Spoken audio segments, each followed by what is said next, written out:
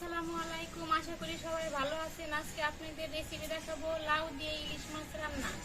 তো আপনারা এই লাউ দিয়ে ইলিশ মাছ রান্না করবো, পুরো ভিডিওটা দেখতে থাকুন।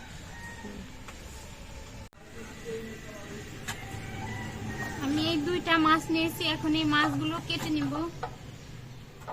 প্রথমে ভালো করে মাছের আঁশ ছাড়িয়ে নেব।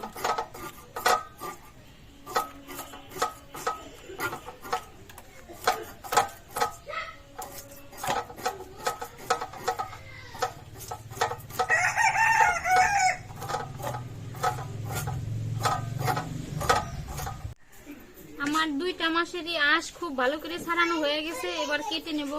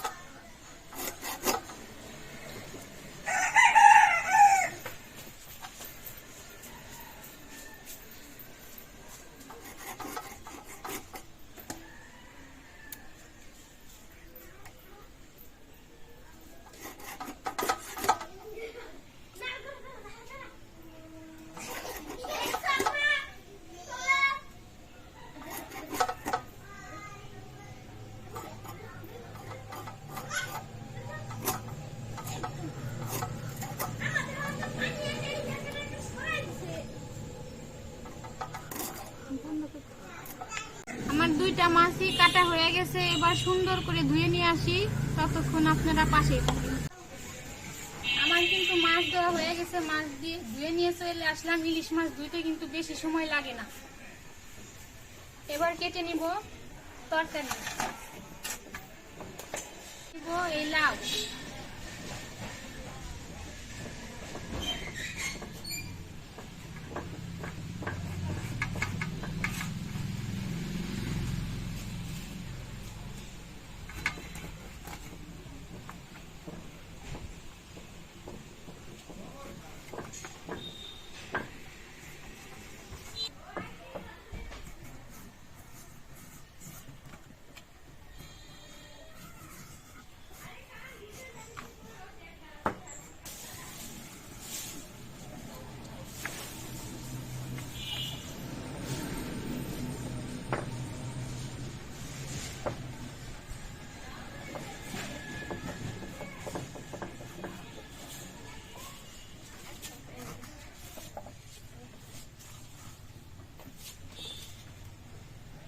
আমি এইরকম ভাবে লাউটা কেটে নিতেছি।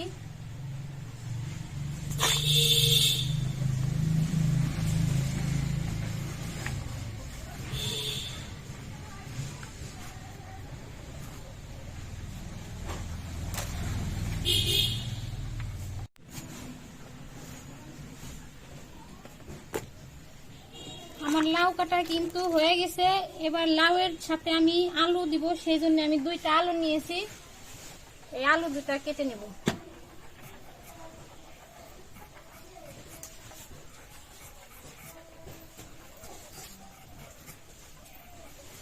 আলুটা আমি এইরকম লম্বা লম্বা পিস করে কেটে নিয়েছি।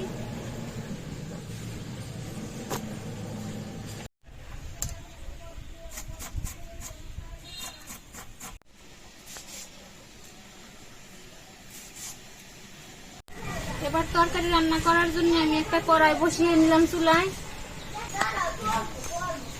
কড়াইটা গরম হয়ে গেছে, এবার দিয়ে দিব তেল।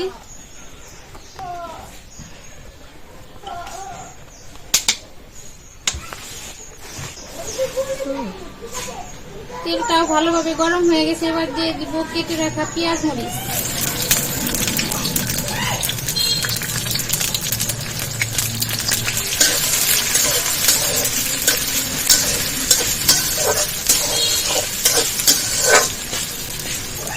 ভাজা হইতে হইতে আমি মাছে সামান্য কিছু মশলা মিশিয়ে নিব।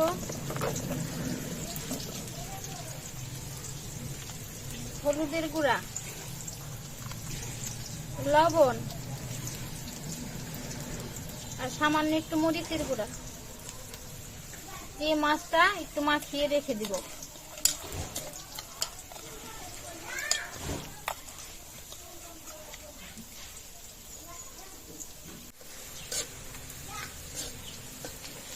পেঁয়াজটা কিন্তু ভালো করে ভাজা হয়ে গেছে। এবার দিয়ে দিব বাকি সব মশলা। দিয়ে দিব একটু মরিচের গুঁড়া, হলুদের গুঁড়া, ধনিয়ার গুঁড়া, পরিমাণ মতো লবণ। আমরা কিন্তু ইলিশ মাছে আদা রসুন জিরা এইসব মশলা খাই না। এবার এই মশলার উপরে দিয়ে দিব কেটে রাখা লাউ আর আলু।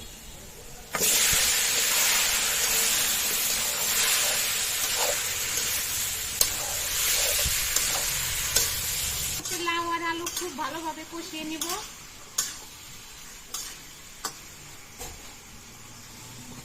ঢাকনা দিয়ে ঢেকে ঢেকে খুব ভালো করে কষিয়ে নিব। এবার ঢাকনা খুলে একটু নেড়ে চেড়ে দেব।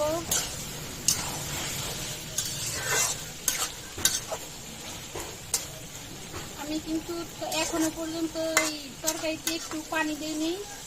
লাউয়ের থেকে পানি উঠছে, এই পানিতেই কষানো হয়ে যাবে।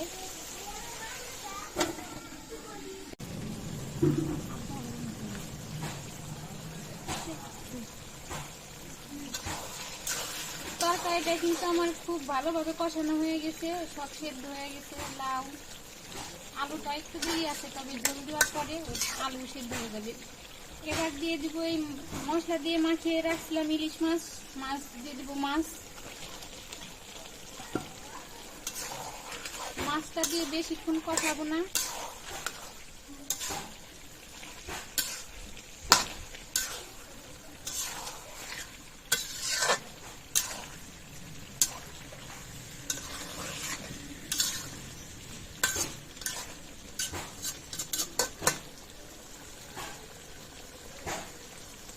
এবার দিয়ে দিব পানি।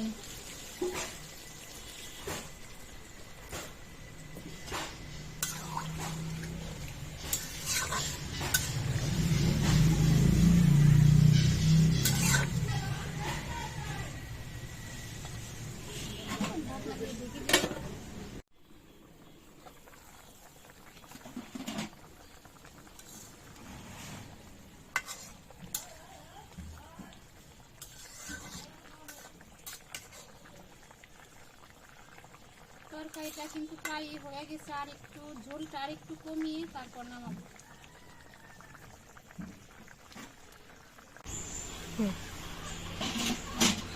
আর লাউ দিয়ে ইলিশ মাছের ঝোলটা কিন্তু একেবারে রেডি হয়ে গেছে। এবার ঢেলে নেব।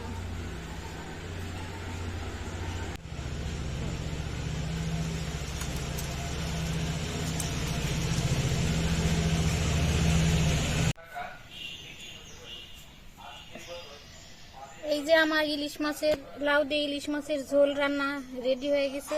তো আপনাদের সাথে আমি একটা কথা শেয়ার করতে চাই। আমার বাবার বাড়ি হচ্ছে মানিকগঞ্জ আর শ্বশুর বাড়ি রাজবাড়ি।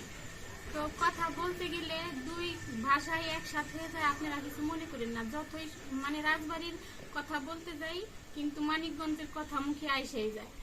আর যদি ভুল হয়ে থাকে কথায়, দুই ভাষা মানে এক হয়ে গেলে আপনারা কিছু মনে করেন না। তো আজকের ভিডিও আমার ইলিশ মাছের ঝোল রান্না এখানেই শেষ। ইউটিউব চ্যানেলে যারা নতুন, যারা এখনো সাবস্ক্রাইব করেন নাই, তারা খুব শীঘ্রই সাবস্ক্রাইব করে দিবেন আর বেল বাটনটা ক্লিক করে দিবেন, যেন ভিডিওগুলা সামনে আসে আপনারা দেখতে পারেন। আর এই রান্না যদি আপনাদের ভালো লেগে থাকে তাহলে কমেন্টে জানাবেন। আজকের ভিডিওটা এ পর্যন্তই, দেখা হবে পরবর্তী ভিডিও নিয়ে। ততদিন আপনারা সুস্থ থাকবেন, ভালো থাকবেন। আল্লাহ হাফেজ।